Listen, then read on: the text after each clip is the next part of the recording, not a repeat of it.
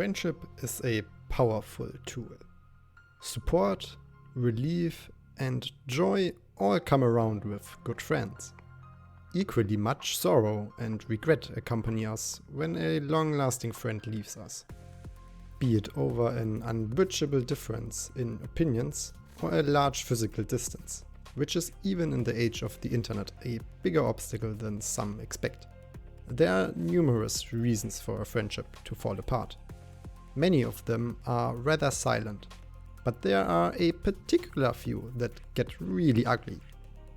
Betrayal is not a word that one should use lightly, and it's more often than not a conversation that can clear up misunderstandings or unfortunate happenings. Being responsible for one of your shared friends falling into a coma is one of the rarer cases that leaves little room to doubt. Fiammetta had the time of her life. Work that she enjoyed, with a team that she could trust and call her friends. Yet it all broke apart in the blink of an eye. To her, Lemoine's condition and Mostima's fall from grace are something that she would never be able to forgive, the one she once trusted so dearly. But why is it that no one else does? It can't get much worse than this. So what does it take for Lemoine and Mostima to get angry? From an outsider's point of view, the case of Andoain is a more than simple one, as well as it is complicated. Betrayer, martyr, savior and lunatic are all titles that are fitting for him. Guide Ahead is the first installment of the Sancta storyline, and it already dives into fundamental questions about not only Laterano, but the Sancta as a whole.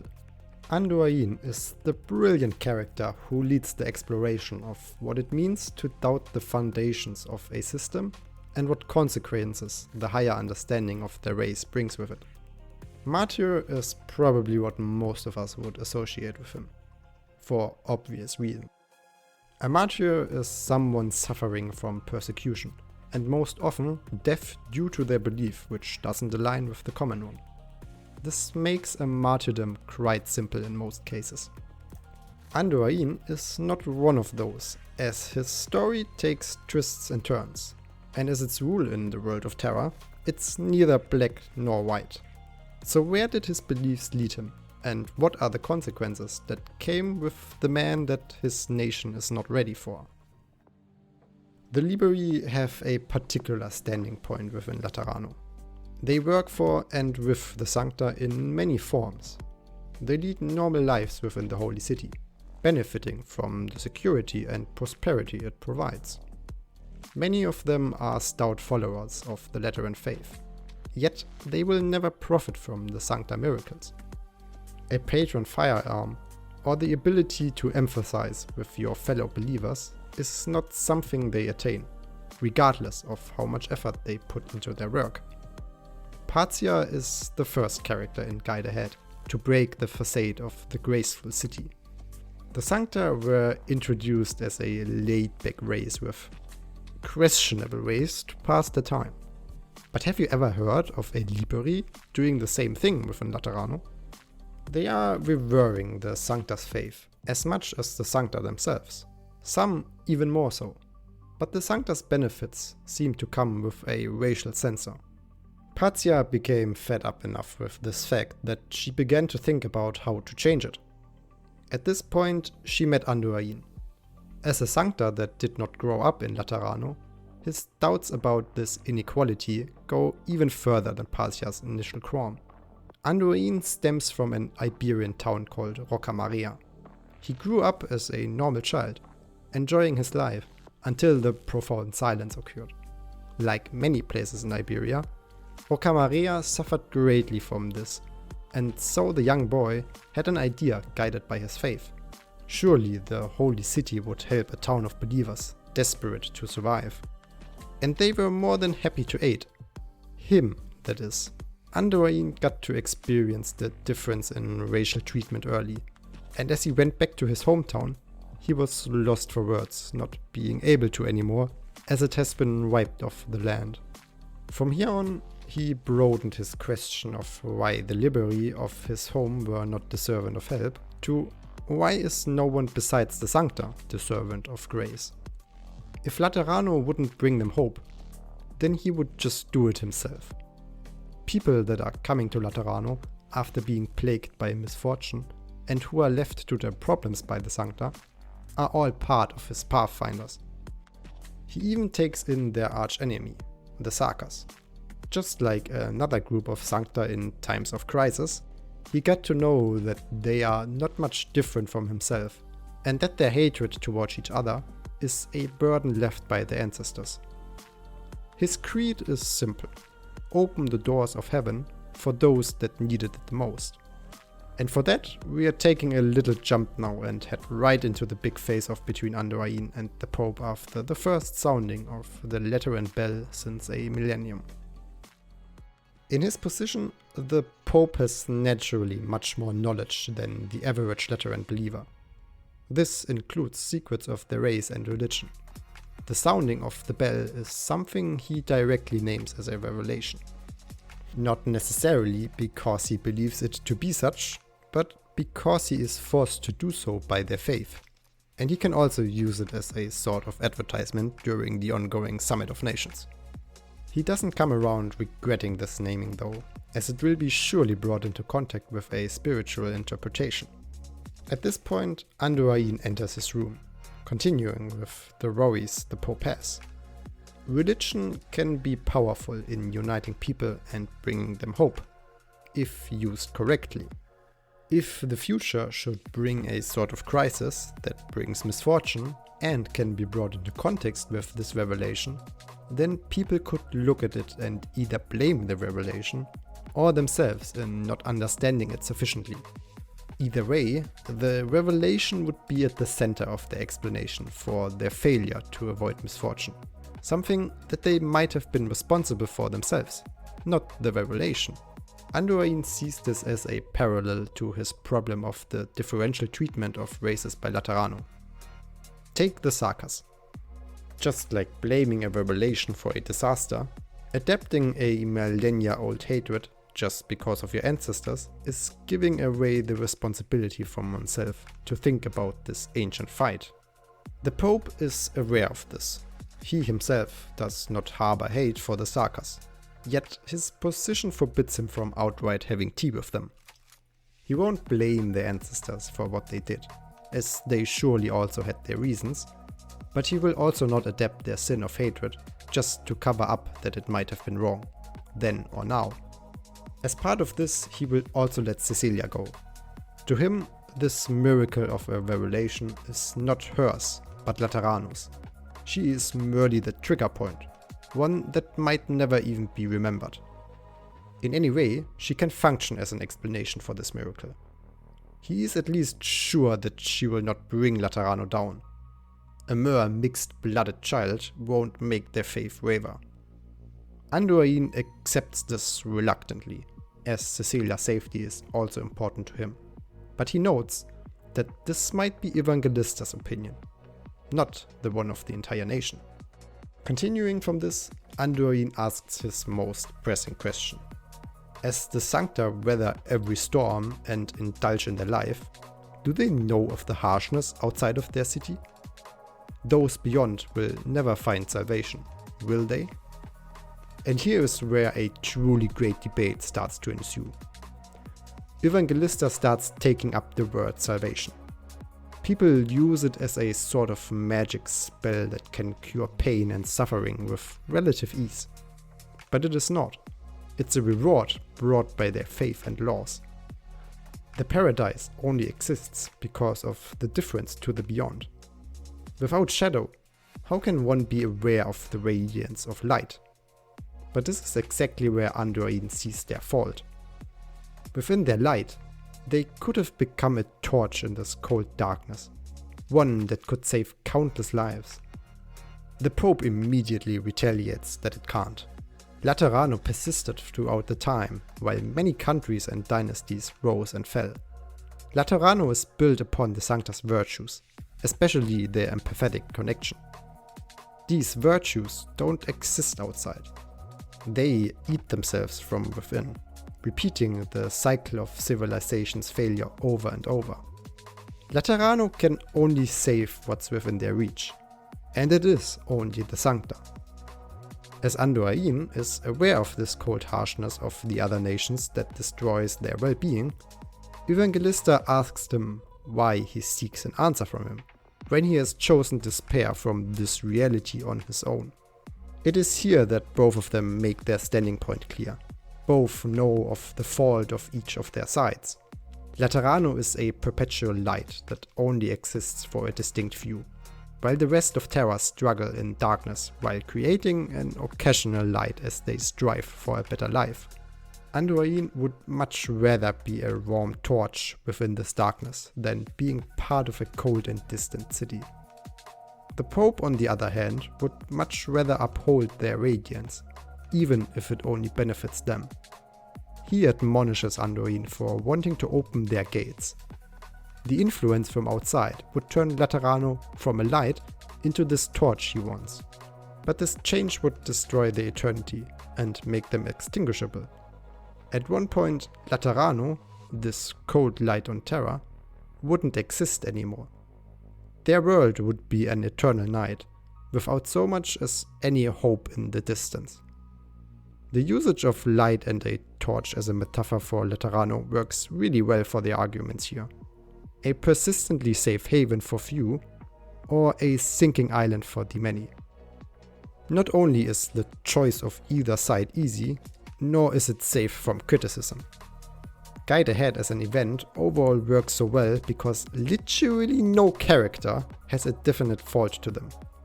No one is really in the wrong, and at least in the case of Andoain and the Pope, this is not just an opinion of me.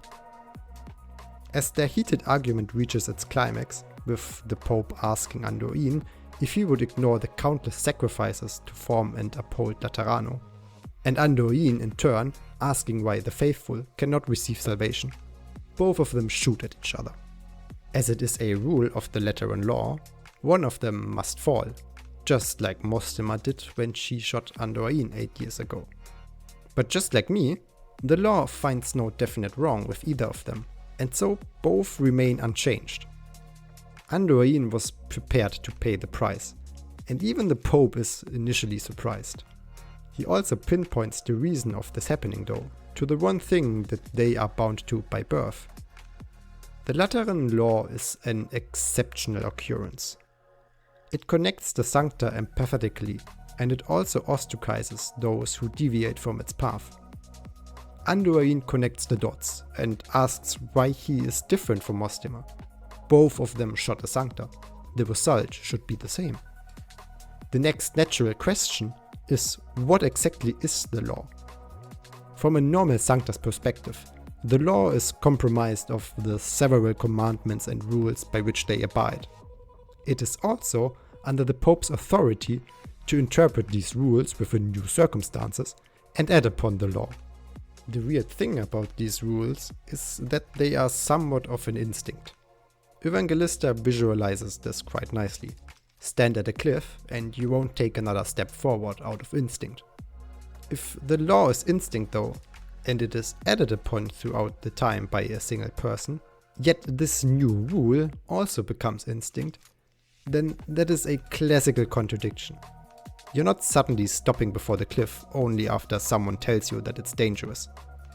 So how does this work then? The law is instinctual, but also ever-changing. Andoain catches on to these contradictions, and the Pope sees that he is getting closer and closer to the truth. The truth being that all of these rules are under the authority of one single unwritten law. The Sancta are to continue their existence. And with this, things are starting to fall into place. If something threatens the Sancta system, something that is occurring out of the predictions from when the rules were established, then an added rule, derived from the already existing ones, only adds to their original goal. A commandment that is to preserve the Sancta can never be interpreted to achieve the opposite. That leaves the part about the instinct now. The Pope relays to Andoain that he is not the one who interprets the law and creates new rules. It is the law itself that does so. And it does so more than just figuratively, like explained just now. The law is presumably a sort of AI. In any way, it's an entity that connects the sancta and relays information between them. If that's the case, then it wouldn't be too surprising to assume for it to enforce new rules it creates within the sancta on a subconscious level. To show this to Andoain, the Pope leads him deep under the basilica to the physical place of the law. Once he experienced it, Andoain became aware of his futility. The law is not something that they can comprehend, let alone influence. The barrier between the sancta and other races he sought to destroy is something he now knows is indestructible. What has he been doing up to now? His entire path, his goal, is unachievable. The only reason why the law has not made him into a fallen sancta is not because it doesn't think he's wrong. It's because his goal is directed towards the same end that it and Yvangelista strive for, the sancta's survival. How two moral systems of two men who shot at each other lead to the same destination is something I have no idea how it is supposed to make sense, but I'm also no AI after all. That's presumably something for Mess's travels to clear up. After this revelation, Andoain leaves the basilica, dazed by what he just experienced.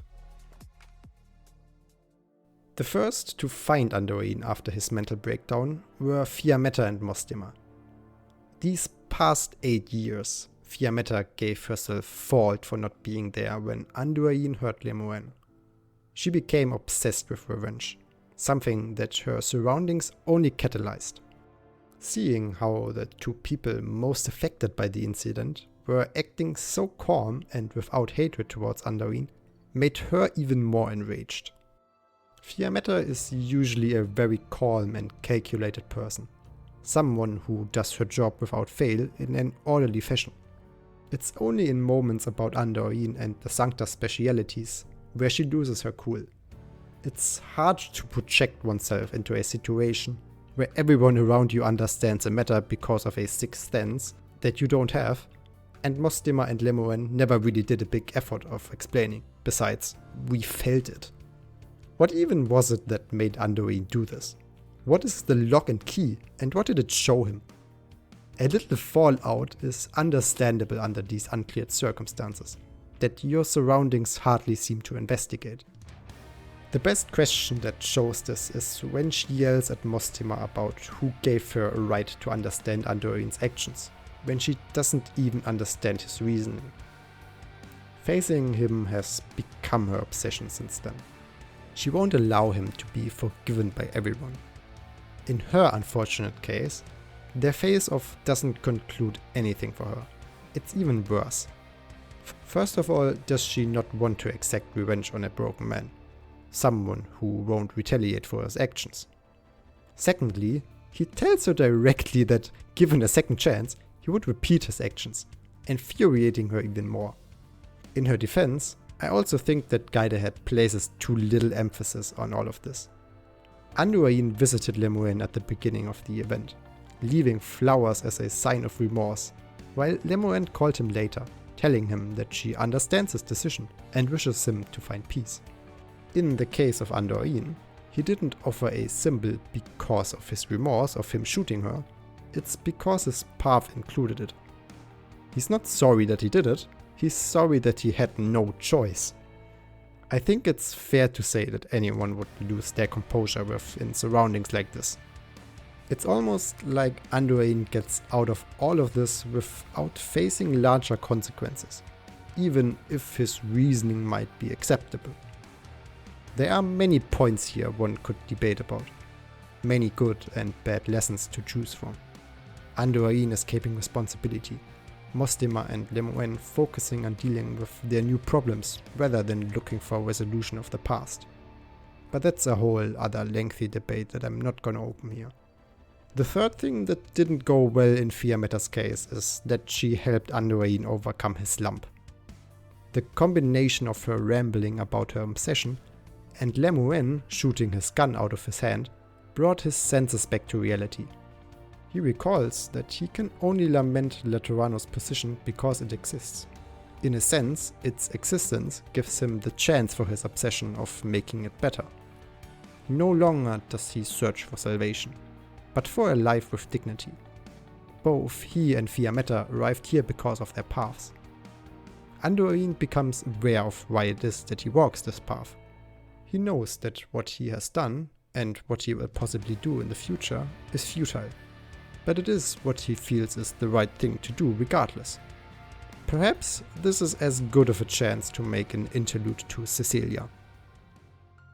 To be honest, I still am a bit unsure as to what exactly Andoain's plan was with Cecelia and how important she really is to him. She feels more or less like a side quest in his current visit. In the beginning, he strives to give Cecelia the chance to say goodbye to her mother and helps her thinking about her passing. Afterwards, he would take her with him on their travels. But after his talk with the Pope, it never came to this. He merely gave the task of oversight to Ethel, and trusts the Pope's word at least enough for him to not go back on his promise to let Cecelia leave. This rather big change in direction towards her is what makes this feel like an odd side job left by an acquaintance. There is though at least one goal that Andoain wanted to achieve with Cecelia, and that is to provide her with a bit of support in these trying times.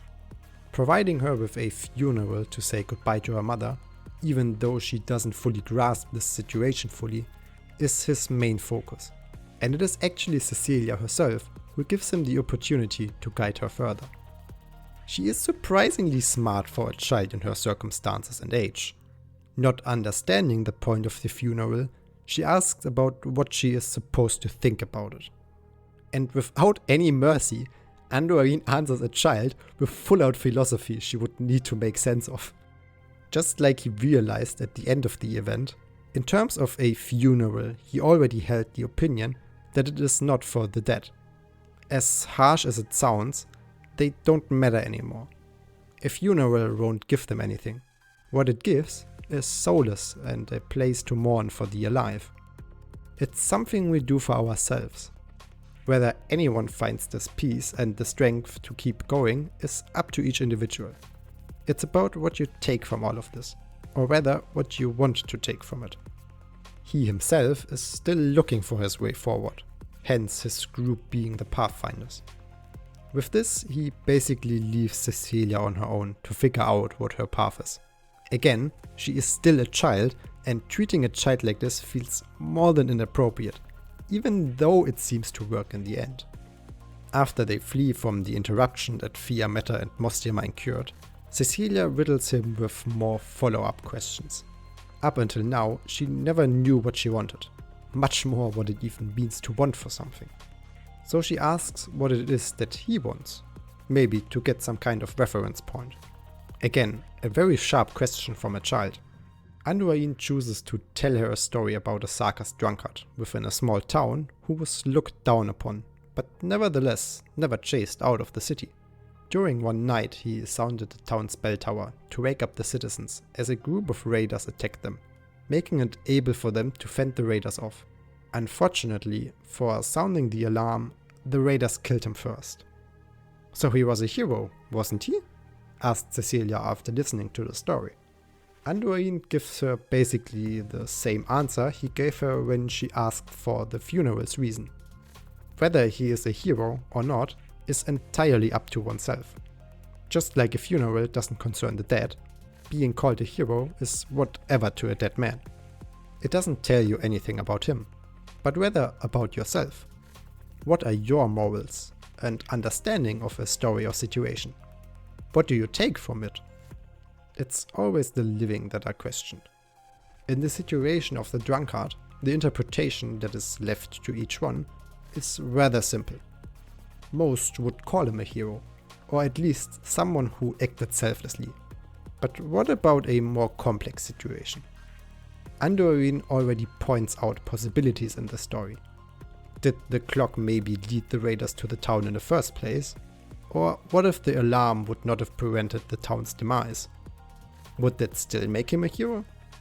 There are always many things to consider in stories, more so when it is told by someone who may or may not decide what to tell about a story. Truth and meaning are often just a matter of interpretation. But that is at least besides the point for Cecelia. I'm still not sure what exactly he wanted to tell her with all of this. Find your own way, make your own opinions and choices and such. But even more so, am I not sure about what Cecelia actually took away from all of this. What she did take away from the story is the bell tower and a song that the group sang after the story's conclusion, which made her set her sights onto Laterano's bell tower and creating the miracle that day. But what was this whole interlude about now? We were talking about Andoain's recovery from his despair of witnessing the law.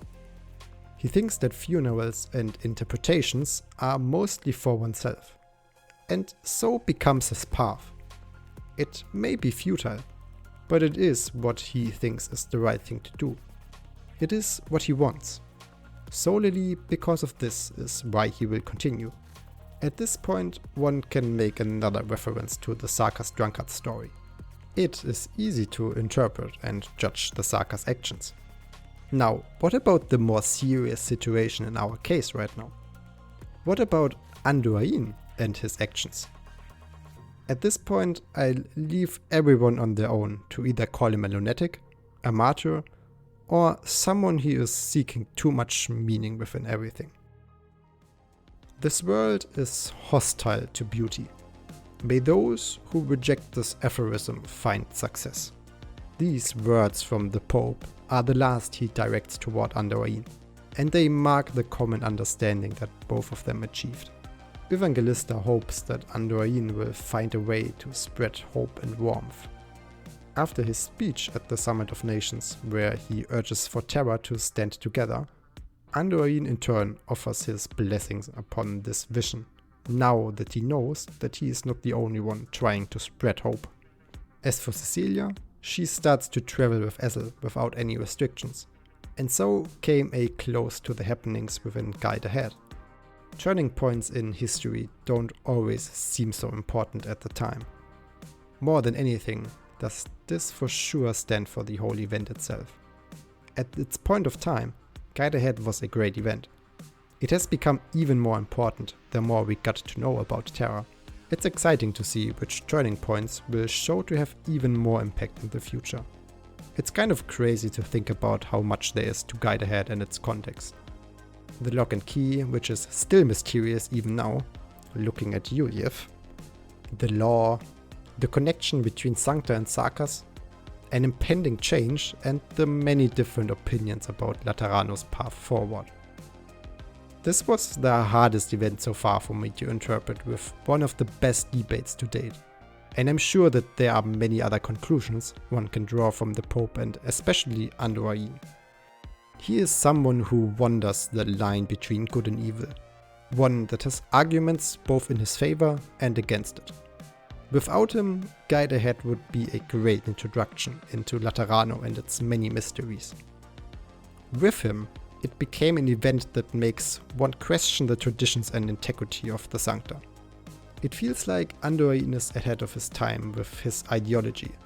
Or perhaps that is what makes him be here at the exact right time. He is struggling through the moral dilemma that perhaps most Sancta should think about to make Laterano even more prosperous. More than any of his potential titles, is he a pioneer searching for equal salvation. And that is what makes him a man that Laterano does not deserve.